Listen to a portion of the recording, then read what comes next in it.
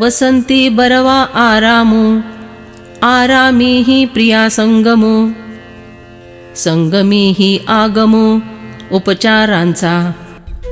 बसंत ऋतु में बाहर पर आया हुआ उत्तम उद्यान, उस उद्यान में भी फिर प्रेयसी के संग मिलन, फिर मिलन के समय सुखोपभोग के साधनों की प्राप्ति हो जाए। नाना कमली पांडवा, विकासु जैसा बरवा, विकासी ही यावा परागांचा। अथवा हे अर्जुन, एक तो कमल हो, दूसरे उसका सौंदर्य पूर्णता से प्रफुल्लित होना हो, उस विकास में पराग रेणु की सुगंध की विपुलता हो। वाचे बरवे कवित्व, कवित्वी ही रसिकत्व, रसिकत्वी परतत्व स्पर्शु जैसा। वाणी में उत्तम कवित्व हो, कवित्व में उत्तम माधुर्य हो, उस मधुरता में जिस प्रकार ब्रह्म तत्व का स्पर्श हो। तैसी सर्ववृत्ती वैभवी, बुद्धीची एकली बरवी, बुद्धित्व जाणावी इंद्रिय प्रौढ़ी।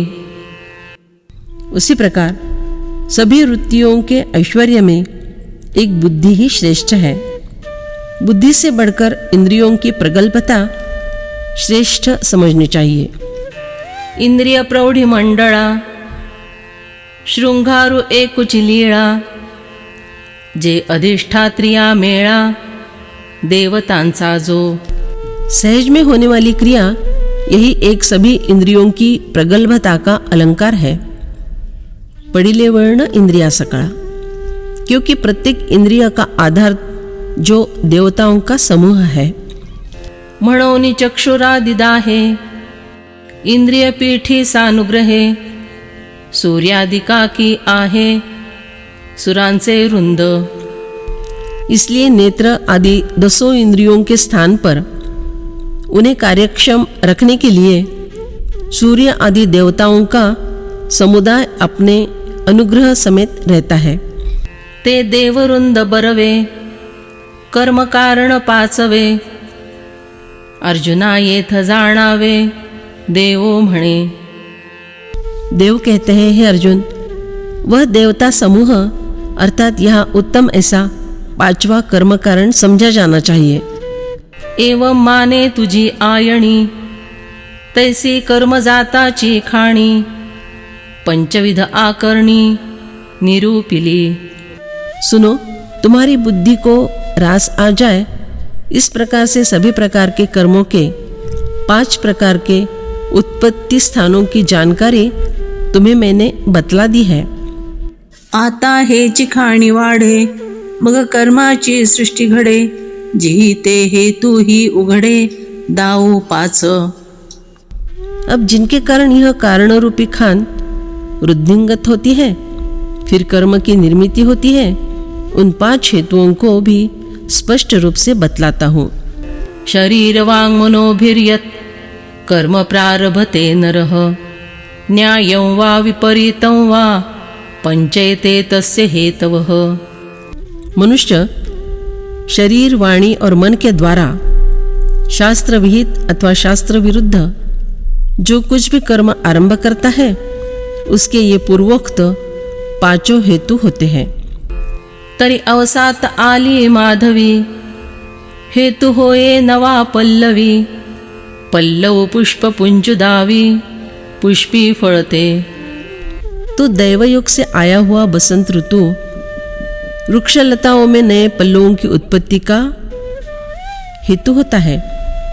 फिर वह पर्णभार, फूलों की बहार और फूलों के स्थान पर फलों की उत्पत्ति प्रकट करवाता है।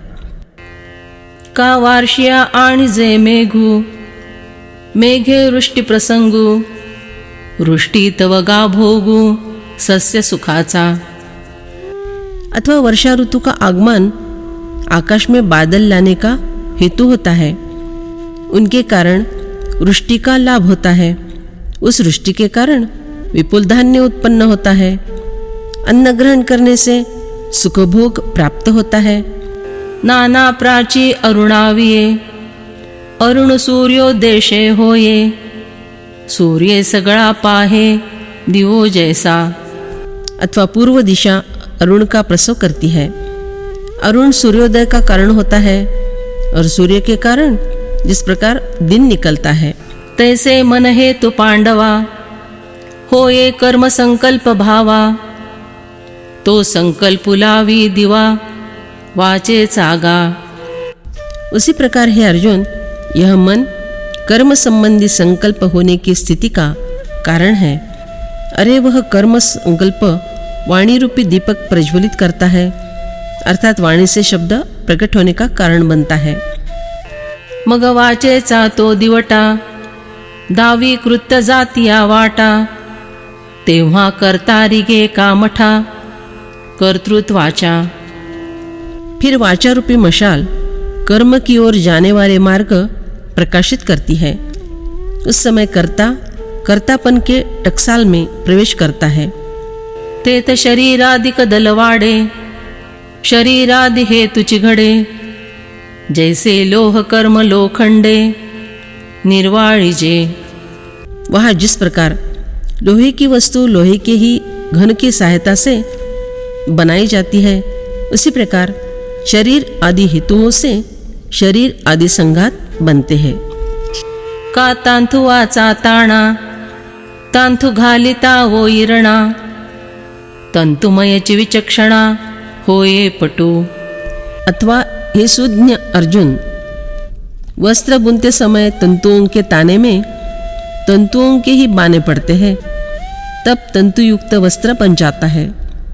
तैसे मना वाचे देहाचे, कर्म मनादि हेतुरचे, रत्नी घडे रत्नांचे, दलवाडे जेवी। जिस प्रकार हीरों के आकार हीरों से ही कटाई करके बनाए जाते हैं, उसी प्रकार मन, वाचा, देह, इनके कर्म मन आदि हेतु के कारण होते हैं। एत शरीरादि के कारणे, तेच हेतु के विकोणे, अपेक्षिजे तरी तेणे, अवधारिजे। यदि कोई आशंका करे कि यह शरीर आदि कारण है, तो फिर वही हेतु किस प्रकार बन जाते हैं, तो उसका उत्तर भी वे सुन ले।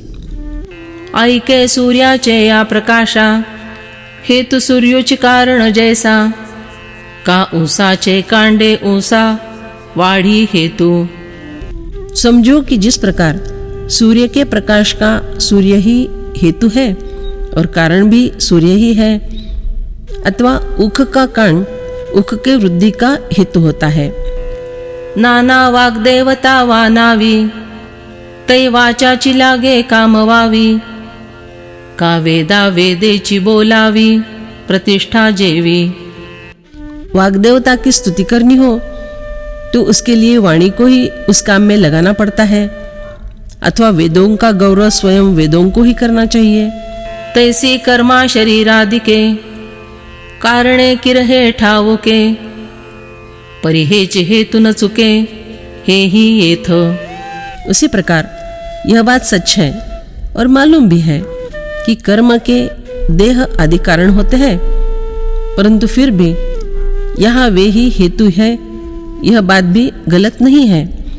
आणि देहादि कारणी, देहादि हेतु मिळणी, होये जे या उभारणी, कर्म जाता।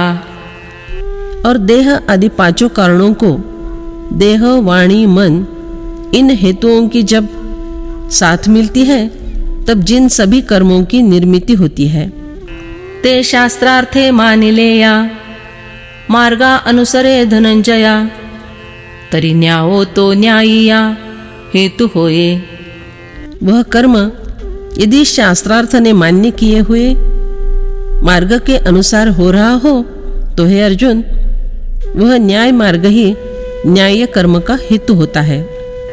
जैसा पर्जन्योदकाचा लोटू, विपाये धरी साळीचा पाटू, ते जरी जिरे तरी अचाटू, उपेगु आथी। जिस प्रकार बरसात के जल का रेला कदाचित धान के नाले से बहने लगा, तब यदि वह वहाँ पूरी तरह से समा जाए तो भी उसका बहुत उपयोग होता है। कारो से निगाले अवचटे, पडिले द्वारके चिये वाटे, तैते सिणो ही परिसुनाटे न वचति पदे। अथवा मारे क्रोध के घर छोड़कर निकलने वाला कोई आदमी यदि अचानक द्वारका के मार्ग पर चल पड़े, तब वह पैरों का चलना चाहे कितना भी श्रमदायक क्यों न हो जाए, परंतु वह व्यर्थ नहीं होता।